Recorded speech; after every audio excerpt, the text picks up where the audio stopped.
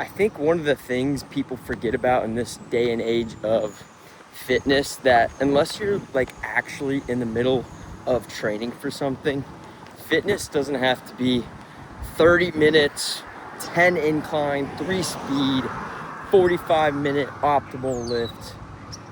It can be that, but it really boxes you in, and that's how a lot of people burn out, and it's just not enjoyable, and sometimes it really restricts you from doing the rest of life.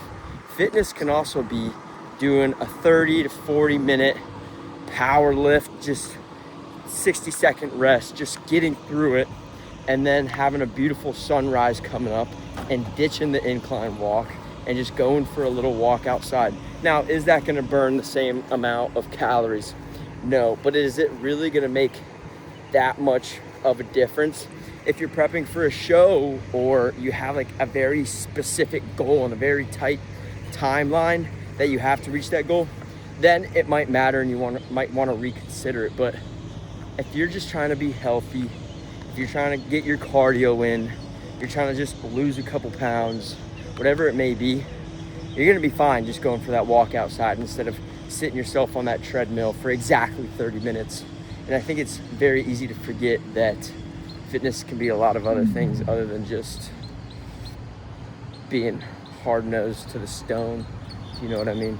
I mean, how am I going to pass up going for a walk out here rather than being stuck on a treadmill in a dark, dingy gym? I mean, you think that's an easy trade-off, but for some reason it's hard to break the mindset that this can also be effective and that this is also good for you other than just getting outside, right? For those of you that are in Fort Lauderdale that watch this, is this place gas? Nano's? Yeah, Nano's French Bakery and Cafe. I have heard it's like one of the best, but it's right by the beach, which makes me think it's a little touristy. And I haven't tried it. And also, it's a coffee shop that doesn't open until like 8 or 9 a.m. And I keep meaning to try it because there's like 2, maybe 3 of them around, and everybody says it's the bomb and legit French.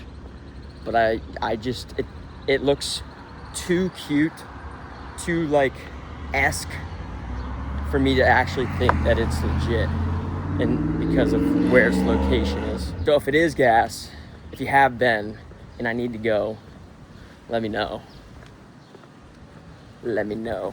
If you've been following my channel, you know the last, 6 to 8 weeks I've been dealing with probably one of the worst running injuries I've dealt with in my career. Some IT band pain, kind of hip, that whole area that's going on. And I've been ripping PT multiple times a week, every single day, really. I'm going to PT multiple times a week. And then when I'm not there, I'm making sure I do the stretches and exercises on my own. And yesterday, it dawned on me that, hey, I am walking around and I feel no pain right now. I can't remember in the last few days when I felt that injury, unlike before where it was just aching. Anytime I moved, anytime I laid on my side, I was in pain. And then next thing I know, I'm walking around, no pain, and I didn't even realize. And I took 8 or 9 days off completely from running and no more pain, PT. And I told myself, I think I might be good to run. And so that's what we just did. And that's why I am pouring sweat this evening, is because we just ran for the first time in like 2 weeks. We only did 2 miles. It was more of just a test run. I didn't want to push too hard. And honestly, at 2 miles, no pain, but I could tell at 2 miles, it was starting to tighten up a little bit. But that is a million times better than what it was the last time I tried to run. And that makes me a little sad that I didn't just rip a run and feel completely fine. But that makes me so happy that the rest, the recovery, and the PT is working. 2 miles has never made me so happy. Oh yeah, we're not there yet, but that was reassuring that we are heading in the right direction for these final weeks before we're gonna have to start training for Chicago. But now, another reason why I needed to go on that run is because we got to make it to the bike shop before they close this evening, because I got some work done on my bike. Shout out Brooke's dad for finding the guy and dropping it off. And it's finally ready. I've been putting this off for like 2 years, getting this work done on my bike. It's just needed it. The brakes, the chains, the whole 9 yards. So picking that up, and I'm gonna go finally check out my new ride.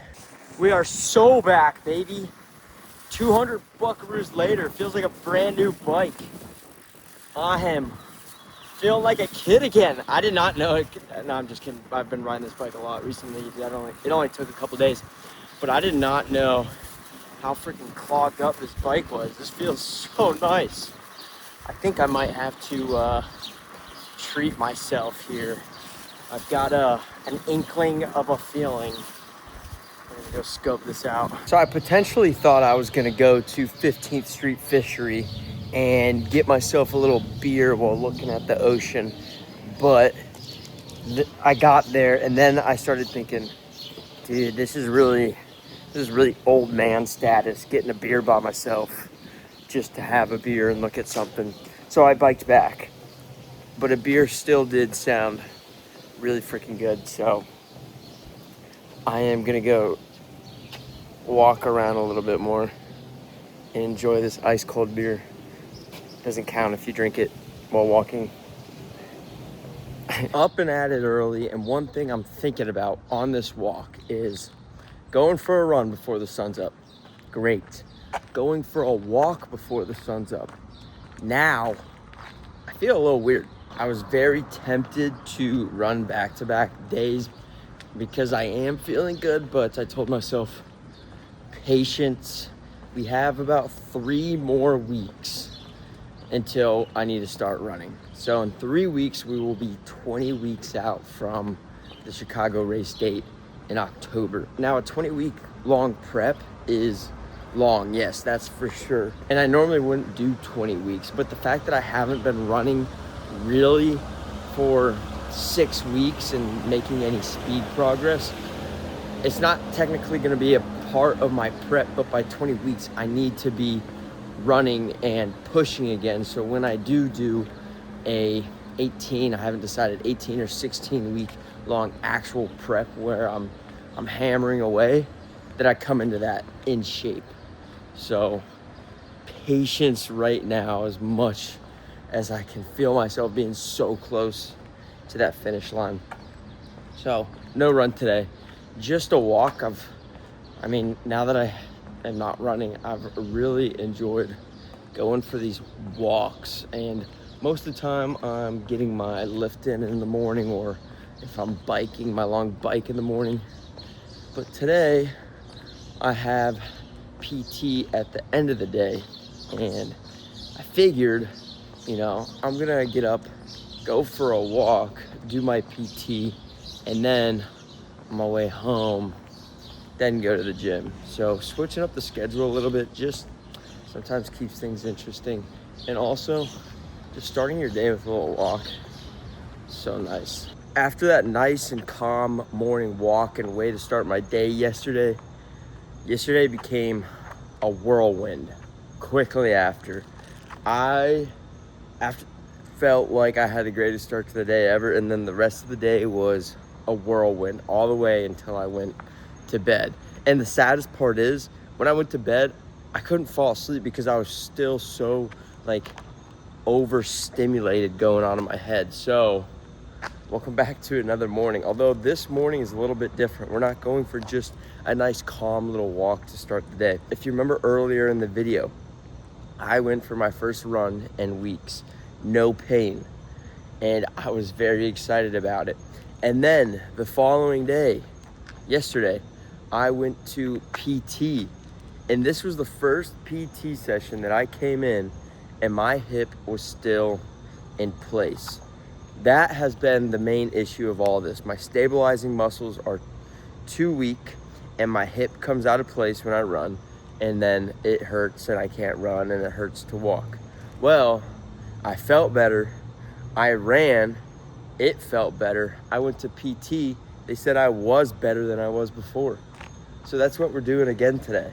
We have a little bit of a run. I don't want to push it too much. I really wanted to just give it these last few days off before like training, if it does feel good. We've got a few more PT sessions booked down the line, but I'm gonna run a couple of miles today because it felt good. And right now I just really need that confidence. I think I've been so scared to run lately because I don't want it to hurt and regress. Good morning. You have no idea how happy it makes me to be doing this run right now. We're actually, gotta stay on track.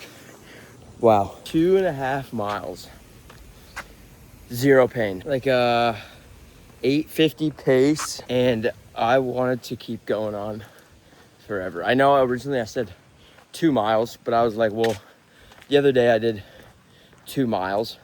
We do want to continue to strengthen it, and if I don't feel anything, then I'll go another half mile, just similar to weight training, progressive overload.